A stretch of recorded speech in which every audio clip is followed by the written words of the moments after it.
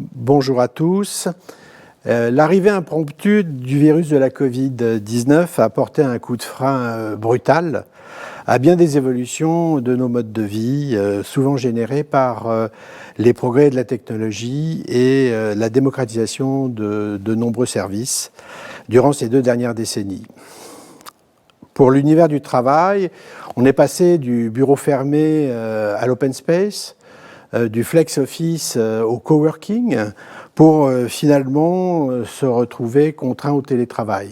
Dans l'hôtellerie française, après les résidences ou les appart-hôtels, puis les boutiques-hôtels, les palaces se sont multipliés, les 5 étoiles ont fait leur apparition, les auberges et les hostels ont fait leur réapparition.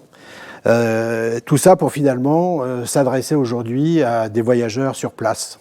Leur surface, tant du bureau que de l'hôtellerie, ont sans cesse été optimisées, souvent à la baisse, partiellement réparties en espaces mutualisés propices aux échanges et au dialogue, tant appréciés des millénials, mais désormais la distanciation est de rigueur.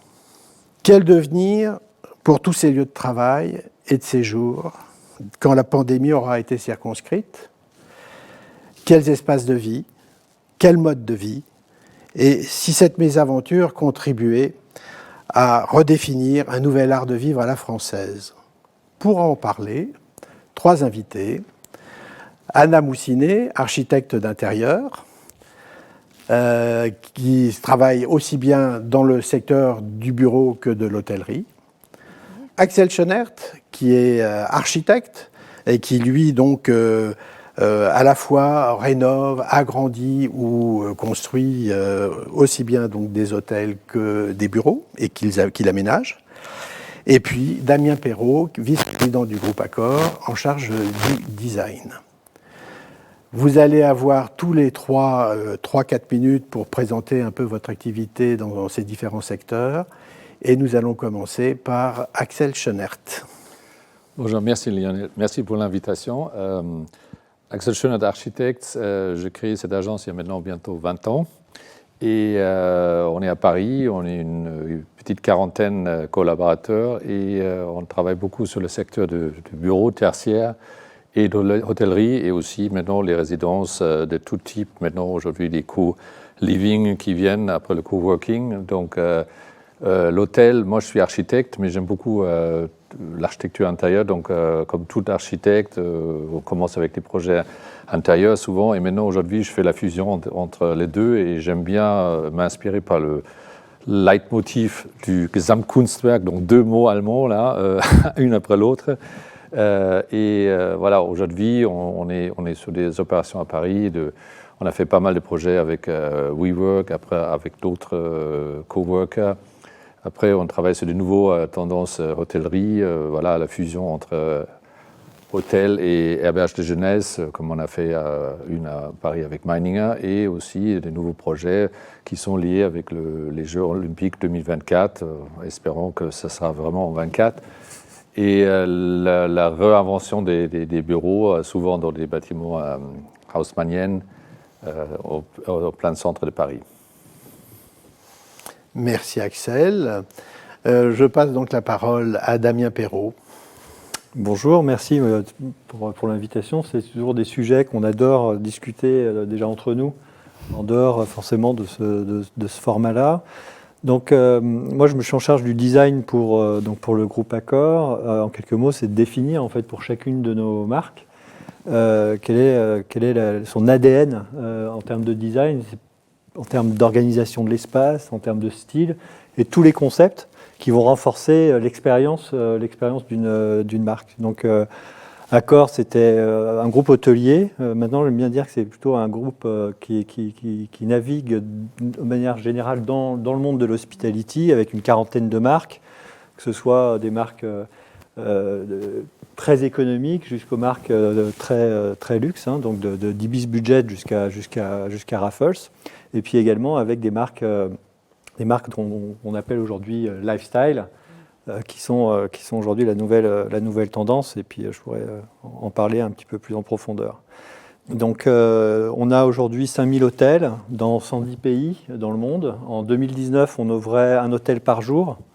Donc c'est une équipe pour le design, on va dire, c'est environ 150 personnes dans le monde pour accompagner l'ensemble de nos partenaires, investisseurs et puis les architectes d'intérieur pour pouvoir assurer qu'à chaque fois on fasse des hôtels qui soient uniques et qui portent cet ADN de marque. Voilà.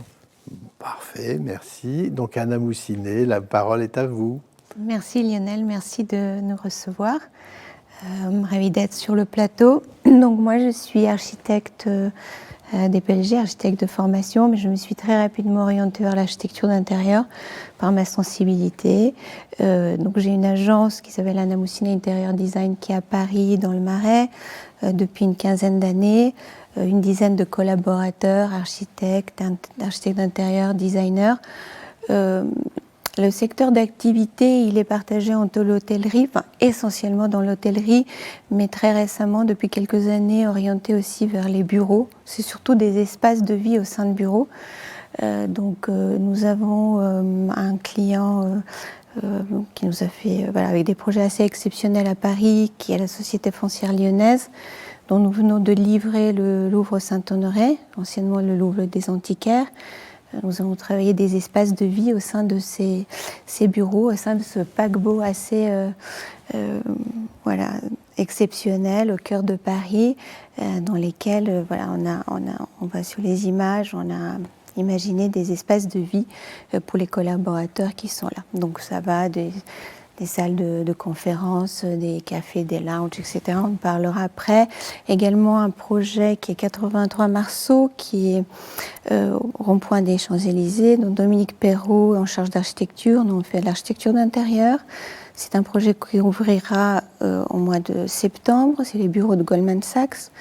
Donc là, c'est pareil, un auditorium, des espaces de vie. En fait, c'est ça, c'est comment ramener la vie au sein du bureau et par notre expertise hôtelière, comment on réinvente ces espaces. Bien évidemment, dans l'hôtellerie, beaucoup avec le groupe Accor qui nous fait confiance depuis des années, pour lequel on travaille plus sur les espaces, sur les hôtels 4 et 5 étoiles dans le monde entier, que ce soit, là on voit Odessa, Prague, en France, là on a un projet à Lille actuellement, puis aussi pour d'autres groupes, on a actuellement le Ritz Résidence à Dubaï. Voilà, donc ça c'est la majeure partie de notre travail et je m'oriente de plus en plus vers l'édition. Qui a commencé avec la collaboration avec Ligne Rosée et puis d'autres marques, la manufacture et autres, avec qui on va développer des produits, des objets. Merci Anna. Le leitmotiv de ces dernières années, du comme à la maison, où finalement hôtes, salariés et même les élèves sont aujourd'hui cloîtrés, a conduit à une hybridation croissante des espaces hôteliers et tertiaires et de leur ameublement. Mais que fait-on vraiment à l'hôtel qu'on ne fait pas au bureau et que fait-on à l'hôtel et au bureau que l'on ne fait pas à la maison et réciproquement? Ce qui se passe, quoi qu'il arrive aujourd'hui, c'est qu'il n'y a plus vraiment de frontières entre sa vie professionnelle, sa vie personnelle et sa façon de vivre aussi dans l'attitude, dans la façon de vivre. Et quand on parle de bureau, déjà, c'est le nom du mobilier. Donc à chaque fois, on pense une table et une chaise. Et qui a été pensé par des designers à l'époque pour répondre à une ergonomie qui était, on travaillait avec du papier, des stylos, et on avait besoin finalement de cette table, de cette chaise, et d'avoir cette d'être réunis. Et donc c'est marrant parce qu'on a cette connotation-là, bureau, et tout de suite il y a l'objet qui vient tout de suite. Et tout ça est en train de se transformer, et donc il n'y a plus de frontières et de barrières. Et on vient en porosité sur l'ensemble des fonctions. Et aujourd'hui, quand quand on dessine des espaces, on le fait plus vraiment par la fonction, mais par l'atmosphère, et on vient en fonction en fait de ce qu'on souhaite faire, en fonction de son tempérament, en fonction du moment de la journée, choisir des endroits qui nous permettent d'être finalement plus confortables pour ce qu'on a à faire, que ce soit dans la vie de tous les jours, à la maison, ou dans des espaces pour travailler. Et l'hôtellerie, je reprends cet exemple, et c'est pour ça d'ailleurs qu'Anna travaille aussi pour les bureaux maintenant. Parce qu'il n'y a pas de limite. Les bureaux traditionnels s'inspirent énormément de l'hôtellerie. Nous, on a besoin de s'inspirer aussi du bureau parce qu'on a besoin de tout faire un petit peu partout. Et donc, dans vos appartements aujourd'hui, c'est la même façon. Vous n'avez plus la salle à manger, la cuisine, le salon. Ça devient un seul espace. Et finalement, vous allez jouir de l'espace de manière différente en fonction. J'ai même aperçu que le meuble bureau avait complètement disparu.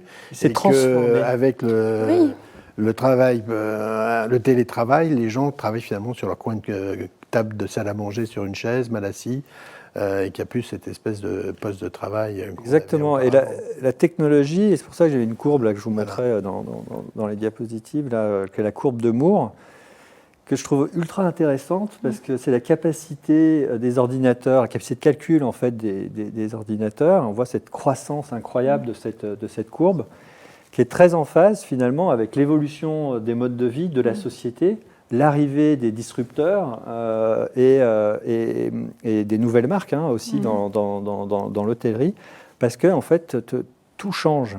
Si on travaille sur son lit, c'est parce qu'on travaille avec un iPad. On n'a plus besoin finalement d'être assis sur une table ou sur un bureau. Mais le lit, c'est bien pour un moment donné. Un autre moment, je vais avoir besoin quand même d'être assis, mais peut-être assis à hauteur de bar, par exemple, donc au coin d'un bar, ou assis comme on est là maintenant. Et ce qu'on fait maintenant, ces discussions et ces échanges, c'est aussi du travail quelque part. Et avant, une salle de réunion pour échanger, on le faisait autour d'une table. C'était une espèce de réflexe de conception des salles de réunion et de meeting. Et cette table, on n'en a pas vraiment besoin puisqu'on est dans un échange et on va chercher autre chose. Anna, vous avez une petite phrase assez subtile qui dit c'est travailler où on veut, quand on veut, mais tout le temps. Mais tout le temps. C'est un peu... En fait, je pense qu'au cœur du sujet, c'est l'être humain, c'est l'humain. C'est pas le reste... C'est pas nous qui s'adaptons, c'est le reste, tout ce qui nous entoure qui va s'adapter. Parce qu'il y a, aujourd'hui, quand on parle d'humain, on parle de la protection. Aujourd'hui, c'est ça, protection, santé avec ce qu'on vit, mais on parle confort, on parle besoin et on parle envie. Et cette notion de où, quand et comment, c'est à partir du moment où on est bien, on peut travailler n'importe où. On peut se détendre n'importe où. Donc c'est les conditions et le dispositif qu'on mettra en place qui va nous permettre que la journée, selon nos besoins, les lieux s'adaptent. Et c'est vraiment notre rôle de demain. Notre rôle, c'est de concevoir tous ces espaces en fonction de ce qu'on va attendre d'eux. Donc c'est envie, confort, que ça soit... Parce que pourquoi on mélangerait... pourquoi on va séparer, je veux dire, se détendre ou travailler? Ça peut être tout à fait le même lieu, ça doit être un même espace. Donc je dirais que l'humain va dicter, ses limites vont s'effacer, et on ne va pas concevoir un mobilier ou un agencement en fonction de l'activité ou de la zone. C'est en fonction du besoin qu'on va y avoir, et pas le secteur. C'est pas au travail, c'est ce type de chaise, ce type de bureau. À la maison, c'en est un autre. Je pense que ces limites vont être rapidement effacées pour accueillir une nouvelle façon de vivre, parce qu'il faut s'adapter à des nouveaux modes de vie. Et ces modes de vie vont dicter le design de demain, je pense. Axel, vous qui pratiquez plein de types d'enseignes hôtelières différentes et qui même les mariez au sein d'un même bâtiment, et puis avec des entreprises plus ou moins conventionnelles ou au contraire de nouvelle génération, Oui, alors, moi, je pense déjà avec la conception d'un projet aujourd'hui, le projet lui-même devrait déjà être réversible ou flexible. Déjà, on regarde, voilà, si c'est du neuf ou la restructuration, souvent on regarde le projet, qu'est-ce que ça peut donner en hôtel, qu'est-ce que ça peut donner en habitation, qu'est-ce que ça peut donner en bureau, quelles sont les moyennes techniques et constructives de dire, voilà, dans 10 ans, je veux peut-être changer le fonction du bâtiment. Donc déjà, ça commence avec la conception. Donc les hauteurs, les trames de bureaux, les trames de façade, etc. Ça commence là. Après, on dit, voilà, pourquoi on ne fait pas des projets mixtes? Donc il y a une partie peut-être bureau, une partie hôtel, une partie résidence, etc. Tout ça. On revient un peu sur le basique en disant, voilà, la ville, dans un bâtiment où on ne veut plus avoir des quartiers qui sont bureaux, logements, ou peut-être hôtels, ça n'existe pas vraiment des quartiers hôtels, mais en tout cas, l'idée, c'est quand même qu'on fusionne. Et si on peut fusionner dans le même bâtiment, comme des tiroirs, etc., c'est très intéressant. Ça commence avec les choix de matériaux. Donc, par exemple, nous, on fait le premier bâtiment 100% en structure bois dans le centre de Paris, qui est l'ancien siège de RTL, rue Bayard, qui on a regardé au début comme un hôtel de 5 étoiles, finalement ses bureaux, mais ça sera un immeuble bureau avec tous les services et avec des endroits de détente, de la restauration alternative et conceptionnelle, avec les espaces de sport, de soins. Donc en principe, on fusionne tous les services qu'on retrouve normalement dans les hôtels plutôt haut de gamme, dans les bureaux et dans les hôtels. Par exemple, on a fait aussi le premier 25 Hours Gare du Nord. Initialement, c'était un hôtel plus classique avec beaucoup de chambres. Après, on a travaillé avec les gens de 25. Ils disent non, nous, il faut qu'on ait plusieurs étages ou des espaces où on a du lifestyle, on peut travailler, on peut manger à n'importe quel moment. Il y a un DJ qui vient un certain temps pour la musique. Donc, en principe, on ramène des activités qui ne sont pas typiquement hôtel. Et dans l'habitation, pareil, bon, là, on fait une résidence co-living étudiante. L'idée, c'est qu'on crée un socle et un rez-de-jardin dans lequel on a, pareil, les services d'un hôtel. Donc, on a un living room, donc les chambres sont plutôt petites, mais par contre, on veut que les gens ils viennent au rez-de-chaussée pour s'échanger, pour peut-être travailler. Il y a peut-être un peu de coworking, il y a forcément du sport, il y a forcément des espaces extérieurs. Et tout ça, maintenant, dans le bon contexte du développement durable, donc l'empreinte footprint CO2 faible, la réversibilité du projet, et aussi on regarde comment la consommation d'énergie et avoir peut-être des bâtiments qui ont un impact CO2 zéro. Hein, donc c'est ça un peu ça va tous ensemble, je pense. Et avec la situation qu'on a aujourd'hui, ça renforce tous ces axes de développement, je pense, parce qu'on revient à ce que j'ai dit tout à l'heure, Anna, c'est le bon sens. Ouais. Il ne faut pas aller très loin. Ça veut dire on revient de base. Ça veut dire j'ai besoin de l'air, j'ai besoin de la lumière, j'ai besoin de l'espace. La densification qu'on a eue avant, parce que c'était aussi évidemment un facteur très financier. Maintenant, on dit, par exemple, même chez nous au bureau, on dit je dois toujours densifier, mais je densifie dans le temps. Donc j'ai toujours peut-être 5 mètres carrés ou 6 mètres carrés par poste de travail, mais que une sur deux qui est là. Une qui travaille à la maison et une qui travaille au bureau. Donc en principe, la densification elle est là, mais elle est partagée. Et là, on vient dans l'habitation. Donc, en principe, avec nous, on a développé une charte aussi pour tous les salariés en disant, voilà, qu'est-ce que tu as chez toi? Est-ce que tu as un espace? Quelle est la taille?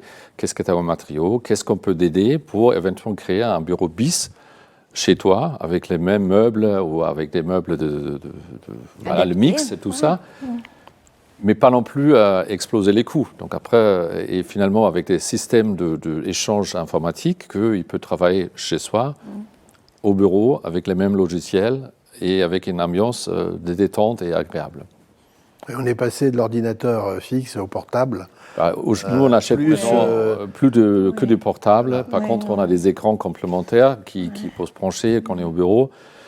Il y a différents protocoles de serveurs par distance, etc. Bon, ce n'est pas tous au point parce qu'il y a toujours un risque de mélange entre des données privées et perso et bureau. Des protocoles à respecter parce que la sécurité cyber, c'est quand même très important aussi. Bien sûr. Damien, peut-être nous parler, comme on parle de technologie, de la fameuse courbe de Moore que vous évoquiez tout à l'heure. Oui, parce que ce que j'ai voulu analyser, en fait, c'est qu'on parle beaucoup de lifestyle et on se demande, mais finalement, c'est quoi un hôtel lifestyle? Et il y a beaucoup qui amènent sa propre définition du lifestyle. Il y en a qui disent c'est un hôtel avec de l'entertainment, du F&B, etc. Et en fait, moi, je pense que les hôtels lifestyle, ce sont des hôtels qui ont été pensés et créés pour répondre à un besoin d'aujourd'hui, et donc à des communautés. Et c'est pour ça qu'on ne les fait pas du tout en fonction d'une catégorie sociale, mais en fonction d'un mode de vie. Et c'est ce qui bouleverse tout, parce qu'en fait, une personne qui a les moyens d'aller dans un palace, il va peut-être préférer aller au 25 hours, parce que c'est ce qu'il veut en termes de vie. Le côté businessman, un businessman n'est pas quelqu'un qui est voué à s'ennuyer. Il aime la vie, il aime le fun, il aime le confort, il aime l'amour. Et c'est ça, en fait. La force des designers, et moi que je trouve assez génial, c'est vraiment de se focaliser, mais comment est-ce que sa vie va pouvoir être meilleure? Et quel outil j'ai avec moi? Alors, tu parlais des matériaux, mais le digital amène quelque chose qui va nous permettre de faire les choses différemment. Et c'est pour ça que quand on regarde, les hôtels ont été créés dans les années 60, les grosses marques, Hilton, Novotel, etc. Il ne s'est rien passé jusque dans les années 2000. Et tout à coup, la technologie a permis de rendre l'impossible possible. Et c'est là où on a vu tout un tas de marques, en même temps que Uber et les Airbnb, etc., arriver. Et donc, il y a eu 25 Hours, il y a eu Mama Shelter, Moxie, quand on parle de la compétition, etc., qui sont arrivés là. Et ce qu'on fait avec Anna sur des marques dites classiques, c'est qu'on les repense comme si elles devaient être créées aujourd'hui. Et du coup, ces hôtels qui étaient dits classiques étaient lifestyle à leur époque, et on les repense pour qu'ils soient à nouveau lifestyle. Et ce qui fait la différence avec ces hôtels lifestyle, c'est que eux, ils ont toujours un pas d'avance, c'est-à-dire qu'ils viennent à chaque fois surprendre par ces nouveaux modes de vie. Et aujourd'hui, ça n'étonne plus personne d'avoir un DJ qui va performer au 25 Hours, entouré d'une personne qui boit, une autre qui travaille et une autre qui discute. Qui danse. Qui danse. Et c'est ça la vie, c'est la liberté de faire ce que l'on veut quand on veut. C'est vraiment ça. Et la technologie, tout le monde en parle comme un sujet à part entière. Il faut le connecter à la vie, parce que c'est ça finalement qui est intéressant. Et quand la technologie prend le dessus, là c'est trop compliqué, on n'y comprend plus rien et on n'en veut plus. On n'en veut plus. Est-ce que c'est justement parce qu'on a emprunté à la maison, ou finalement dans la maison on fait à peu près tout, ce qu'on ne faisait pas forcément dans l'hôtellerie ou dans les bureaux, où on avait des espaces dédiés. Aujourd'hui, il n'y a plus vraiment d'espace dédié. La cafétéria devient un espace de travail, les salons n'ont plus rien à voir. Je crois que plus personne ne supporterait dans un palace d'avoir 5 personnes derrière soi qui s'occupent de vous. Mais par contre, on veut des prestations bien différentes et qui vont plutôt dans le sens de la liberté individuelle. Oui, et de casser les codes, parce que je pense qu'on n'a plus envie d'être mis dans une case. Je donne un exemple, en hôtellerie, ça fait déjà plusieurs années, on ne veut plus de la réception. Parce que c'est extrêmement... en fait, déjà, c'est pas naturel. On arrive, et qu'est-ce qui se passe? On a notre bagage et on attend. Parce qu'il y a quelqu'un avant nous et on est debout à la réception. Non, on n'a qu'une envie, c'est que quand on rentre, c'est de s'approprier l'espace, de s'émerveiller d'un nouveau lieu qu'on découvre, que quelqu'un s'occupe tout de suite de notre bagage, qu'on puisse se poser dans un espace hyper agréable, dans un canapé où quelqu'un va nous servir à boire, discuter, va venir avec l'iPad dire voilà, est-ce que combien de temps vous restez autre, et hop, on part trouver notre chambre. Donc tout ce qui est accessoire, il va disparaître pour qu'on se sente le mieux tout de suite, qu'on découvre un lieu et qu'on est dans la sensation, dans l'expérience, dans la sensation, plus que dans le faire. Parce qu'on a tous qu'une envie, c'est de se débarrasser de toute la to-do list. Quand je rentre, le check, j'ai la clé, j'ai pas la bonne clé, j'ai la carte, pas la carte. Donc en fait, nous, dans notre rôle, il est aussi de faire oublier tout ce côté fonctionnel et laisser la liberté, la créativité, parce que peu importe dans quel domaine on a besoin de travailler, mais la création dans ce travail prend son importance et elle peut se réaliser que dans un lieu dans lequel on se sent bien. Axel, vous avez fait le Meininger, premier Meininger en France, qui réussit dans le même bâtiment. On passe du 3 étoiles à quasiment l'auberge de jeunesse. Et comment, alors, c'est ça qui est intéressant, c'est que les clientèles, en plus, ça se mélangent, même s'il y a des espaces qui leur sont plus ou moins destinés. Et donc, comment en arrive-t-on là? Ça me fait penser, je vous interrogerai après sur le Mama Shelter, qui a été un petit peu aussi dans cet esprit-là à sa création. Le Meininger, voilà, on a un grand socle sur lequel il y a tous les aspects de la vie journalière et nocturne se fusionnent. En principe, quand on a réfléchi sur le Meininger à Paris, c'était un principe aussi la promenade parisienne. Donc en principe, on est dans un bâtiment et on se promène entre évidemment, c'est un peu abstrait, mais on a un endroit voilà, où on peut manger. Donc c'est la place du marché. Il y a on a toujours des éléments comme pour le service où on cherche de la nourriture, mais en principe, on a essayé de faire une déco qui est un peu décalée et pas le truc classique. Donc voilà, c'est très coloré. Après, il y a des endroits où on peut aussi stocker ses propres nourritures avec une cuisine. On peut aussi faire la cuisine soi-même. Après, il y a un endroit où on peut boire un verre. Après, il y a le bar. Après, il y a le lieu de travail. Mais tout ça, tout est ensemble. La différence, c'est qu'avec différents niveaux et différents matériaux, etc., mais tout est ouvert. Donc, il n'y a pas de cloisonnement du tout. Donc, c'est ça. Et après, dans les chambres, voilà, on se retrouve plutôt... Enfin, on peut avoir une chambre pour 2 personnes. Donc, on est plutôt dans un 4 étoiles simple, etc. Mais par contre, on peut aller aussi avec tout un groupe de copains. Il y a des chambres à 6 personnes ou des grandes familles qui sont évidemment aussi avec des budgets. Et on peut privatiser une chambre pour 6, mais on peut aussi louer le lit. Donc, il y a des formats où on est comme dans une auberge de jeunesse. On dit, voilà, je suis peut-être avec quelqu'un dans la même pièce que je ne connais pas. Bon, ça, c'est un peu avant Covid, peut-être. Mais comme c'est quand même un très grand nombre de lits sur le paquebot, donc on peut évidemment très facilement aussi, sans perdre énormément d'argent, dire voilà, je loue que des chambres à des familles ou à des couples ou à des personnes individuelles, et ça fonctionne. Je voulais dire une chose sur la technique tout à l'heure. Pareil, là, les hôtels et les bureaux, etc., ça se fusionne parce que dans un hôtel, on n'a plus envie d'aller dans une réception. Je me souviens très bien, j'étais à Hong Kong il y a très longtemps, ils n'ont eu pas de lobby parce que c'était un problème de place et finalement, c'était un upper house, je crois que ça s'appelle. Et on rentre, il y a déjà quelqu'un qui est là avec un iPad, qui dit voilà, bonjour, il t'accompagne dans l'ascenseur, tu fais le check-in dans l'ascenseur, il te monte dans la chambre et tu te sens très VIP. Pour eux, c'est un gain de temps parce qu'au lieu de traiter sous ça, donc ça, c'est fluide. Et après, dans une chambre d'hôtel, il faut que la technique, il est simple. À un moment, la domotique, c'était la grande mode, etc. Mais chacun a besoin de 15 minutes pour comprendre comment ça fonctionne. La nuit, tu allumes et tu réveilles tout le monde, etc. Donc, il faut avoir une domotique, mais une domotique simple. Et tu peux aussi quitter l'hôtel aussi, pareil, pas de check-out, on part quand on veut, sans grand chichi, etc. Dans les bureaux, c'est pareil. Évidemment, on fait aussi des réceptions, des reception desks, etc. Mais pareil, on réduit maintenant les surfaces. Pareil, c'est plutôt une conciergerie ou des gens qui sont là, qui fait l'animation aussi du socle du bureau. Donc, par exemple, on met des salles de réunion qui sont ouvertes. Au lieu de passer la sécurité montée, les gens ils descendent. Donc, voilà, ils gèrent. Après, il y a des petites cafétérias, vous voulez boire un café. Donc, c'est des personnes multifonctionnelles. Et aussi des postes de travail, au lieu d'avoir son propre poste.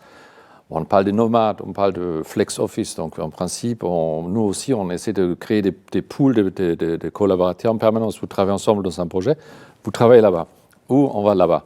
Donc, cette histoire d'attachement à un poste disparaît. Donc, et c'est la même technologie parce qu'on travaille avec des applications dans l'hôtel et dans le bureau.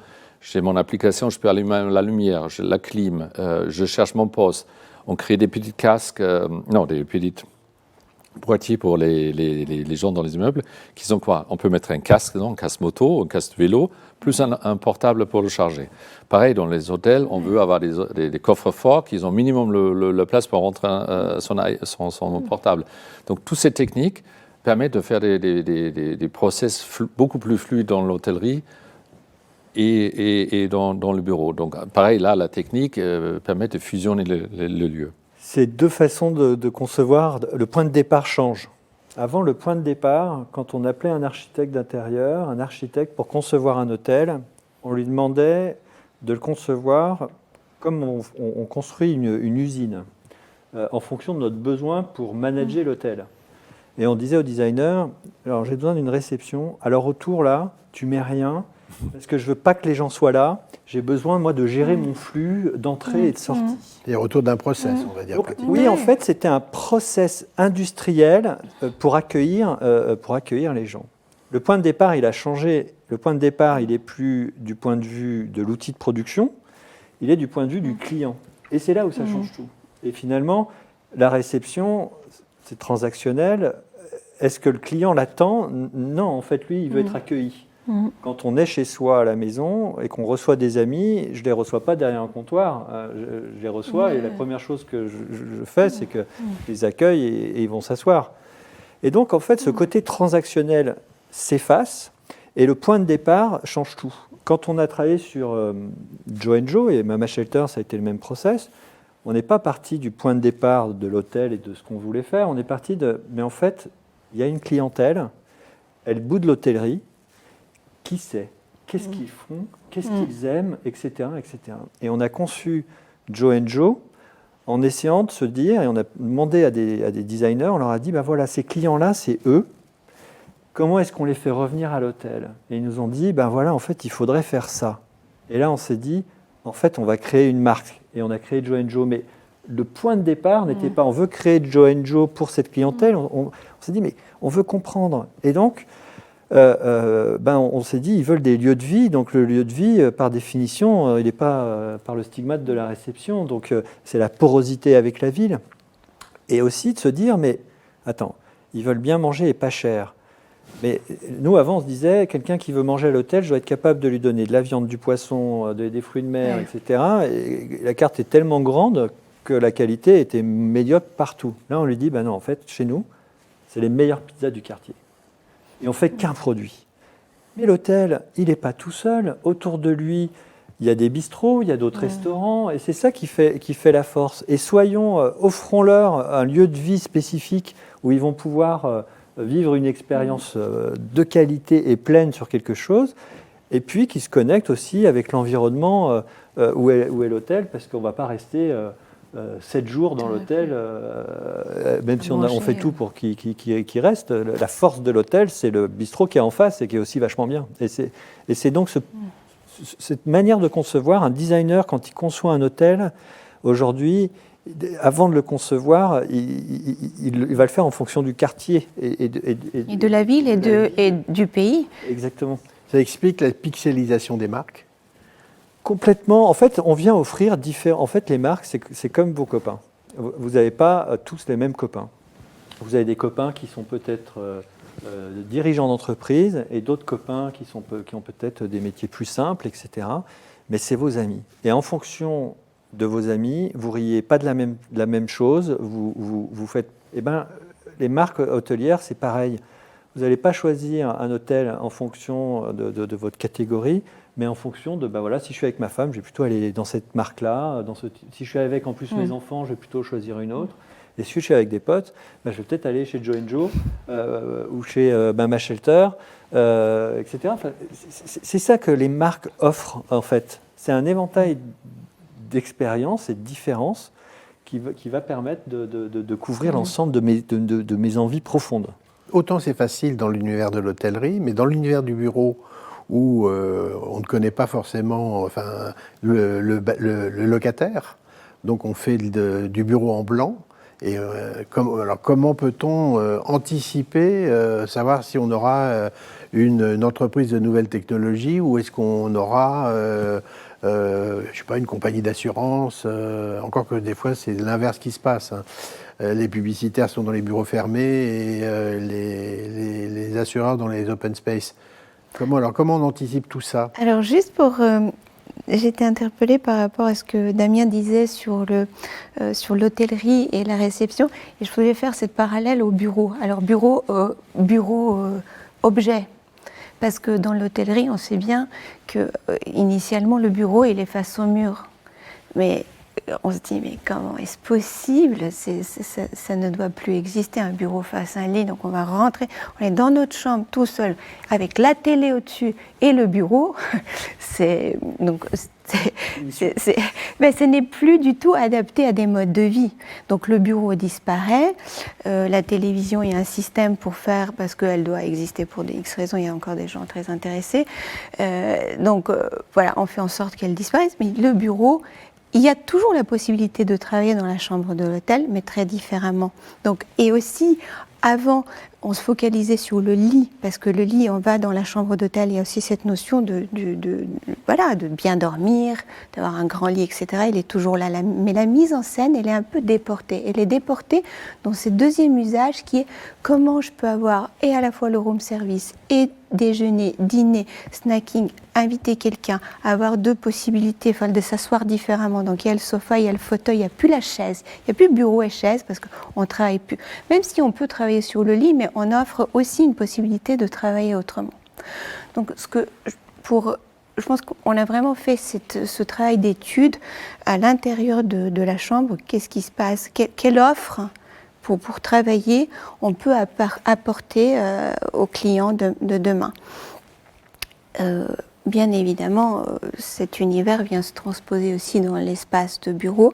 Mais là, moi, mon rôle dans les lieux de bureau, pour répondre à votre question, ils sont plutôt des espaces de vie dans lesquels on partage. Donc les espaces de vie dans lesquels on vit en dehors des plateaux de bureau. Mais malgré tout, dans ces espaces-là, on viendra aussi pour travailler. Mais travailler autrement, ou alors faire une réunion informelle, ou même faire une réunion importante, on va se retrouver dans ces espaces-là. Ce que je trouve assez intéressant, c'est de prendre en compte un cycle de 24 heures qui dit qu'il y a des moments dans la journée, on a besoin de plus de concentration, d'autres on a bien au contraire plus besoin d'échange, on est plus apte, plus réactif. Donc selon les moments de la journée, on va se retrouver à consommer et utiliser des espaces différemment. Donc c'est aussi une des démarches par lesquelles nous sommes passés à l'agence, c'est de se dire d'accord, quand on va consommer ces lieux de vie, dans quel rythme on va les faire? Qu'est-ce qui se passe à 10 heures quand on va descendre de nos bureaux prendre un café? Qu'est-ce qui se passe quand on va venir parce qu'il y a un restaurant à midi à 13 heures? Quand on doit faire une réunion? Quel est le parcours client et utilisateur en fait?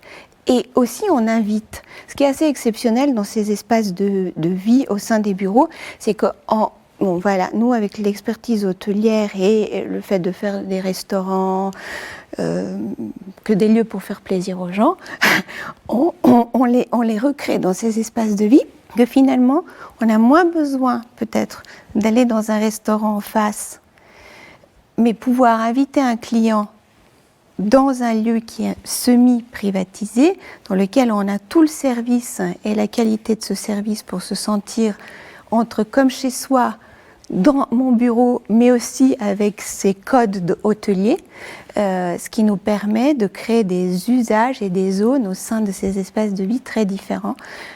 Et c'est toute la démarche, elle est là. Quel est le parcours et comment on se sent bien dans ces différents usages? Alors Axel, quand on construit en plus, c'est encore plus compliqué. Ouais. Alors, l'immeuble bureau en blanc, ouais, c'est le mot, on ne sait pas qui c'est, parce que normalement, si on veut faire un bâtiment, il faut qu'il est flexible. Même si on construit pour une entreprise qui dit, voilà, c'est mon siège, il demande toujours que peut-être demain, ce n'est pas le siège. Donc, il ne faut surtout pas essayer de personnaliser trop le bâtiment dès que le début, parce que sinon, on ne fait que des erreurs. Donc, en principe, il faut être très flexible. On pense toujours, voilà, ça peut être multilocataire, ça peut être un monolocataire, ça peut être un siège, ça peut être un coworker, etc. Donc On essaie d'avoir une flexibilité maximum. Donc déjà, sur l'organisation de l'espace, qu'on a parlé tout à l'heure, il y a tous les services qu'on prévoit. Par contre, c'est toujours des mesures conservatoires. On dit, voilà, là, on imagine peut-être quelque chose de détente. Là, on imagine peut-être plutôt travail, etc. Après, il faut qu'on amène les besoins. Donc l'air, l'électricité, etc. Pareil, on reste flexible. Mais aujourd'hui, la plupart des entreprises, même des avocats, des assurances, etc., ils sont tous maintenant adhérés au concept moderne. Personne ne veut avoir des bureaux traditionnels. Aujourd'hui, pour les salariés d'une société, le salaire, ce n'est pas le point le plus important. C'est important, mais l'emplacement, l'accès avec les transports publics ou avec les vélos, c'est très, très important, et la qualité du lieu. Donc voilà, comment ça s'est organisé. Il faut faire plus en plus pour que les gens se sentent bien dans l'espace. Donc tout ça, avec les matériaux, je parlais tout à l'heure, voilà, structure bois, etc., toujours des fenêtres ouvrantes, tu peux toujours ouvrir, toujours des espaces extérieurs, je peux toujours sortir la végétation, etc., pas des trucs claustro, etc. Donc c'est très, très important. Par exemple, des grandes sociétés, ils louent, avant le Covid en tout cas, ils louaient des étages entiers chez les coworkers, parce que déjà, c'est plus intéressant financièrement, si c'est pour une croissance externe courte, mais aussi parce qu'il veut donner un lieu qu'il ne peut peut-être pas ouvrir dans le sein de la société, parce que c'est trop compliqué de changer les codes de déco sur un grand groupe. Et ils le mettent, et les gens, ils sont ravis d'aller là-bas. En plus, ça fait une fusion avec d'autres marques, d'autres entreprises, donc c'est un peu un incubateur par défaut.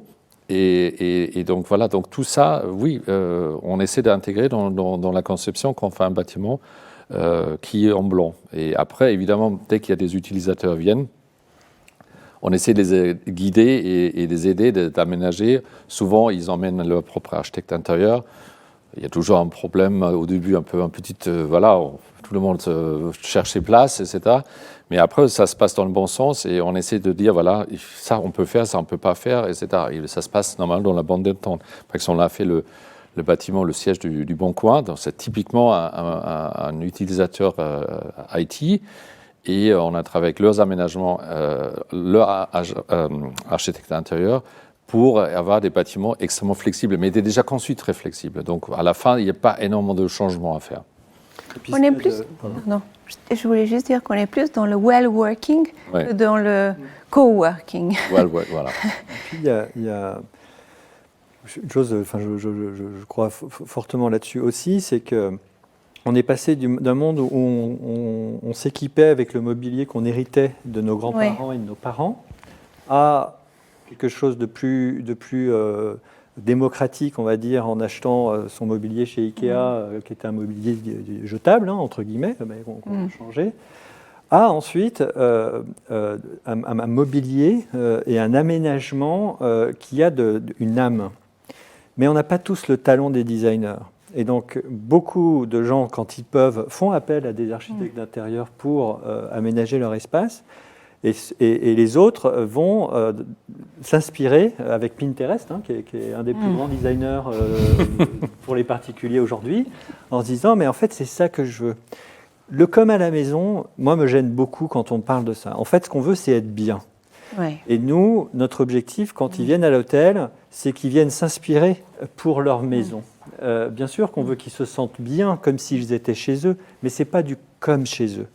On doit leur proposer autre chose, ils doivent découvrir autre chose, et peut-être qu'ils vont ramener un petit peu de ça chez eux. Et donc pour un bureau, et nous on a Wojo par exemple, qui est une marque de coworking qu'on a chez Accor, on a un côté personnalisation pour les espaces que les entreprises peuvent privatiser. Ils peuvent avoir quelque chose d'assez simple, ils peuvent après personnaliser complètement leur espace, mais les espaces partagés, on vient leur proposer une âme, on vient leur proposer quelque chose qui a déjà une identité et qui va leur plaire. Alors ça ne va pas plaire à tout le monde, mais en tout cas, il y a des entreprises qui vont dire « Ah, mais ça me plaît ». Et donc, ils vont venir chez Wojo. Vous me disiez d'ailleurs que si ça ne leur plaît pas, c'est que si ça ne plaît pas à certains, c'est bon signe. C'est bon signe. On ne peut pas plaire à tout le monde. Nous, avant dans l'hôtellerie, on faisait des chambres. L'important, c'est qu'elles soient clean, un aspect esthétique, etc. Et que ça plaise à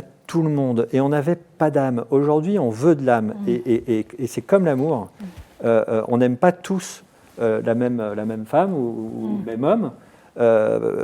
Et c'est bien, enfin, c'est ça la vie. Et donc cette personnalisation est très importante et il ne faut pas être effrayé. On a des partis pris, WeWork a un parti pris très fort sur l'ambiance et il y a plein d'entreprises de la tech et de l'assurance, etc.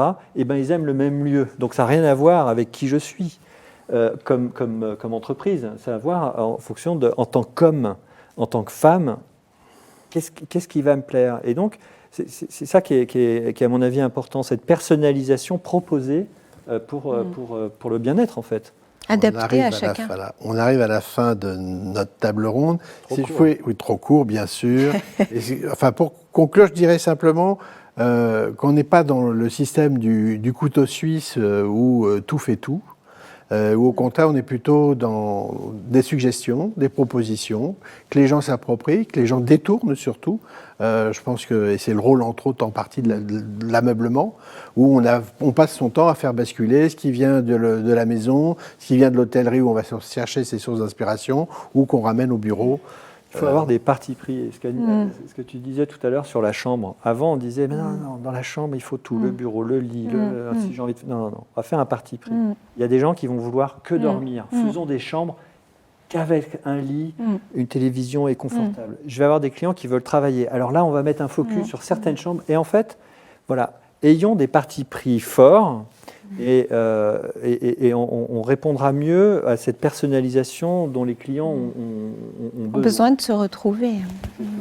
Anna, Axel, Damien, je vous propose qu'un jour on se retrouve post-Covid pour voir comment les choses auront évolué. Merci à vous. Merci Lionel. Merci.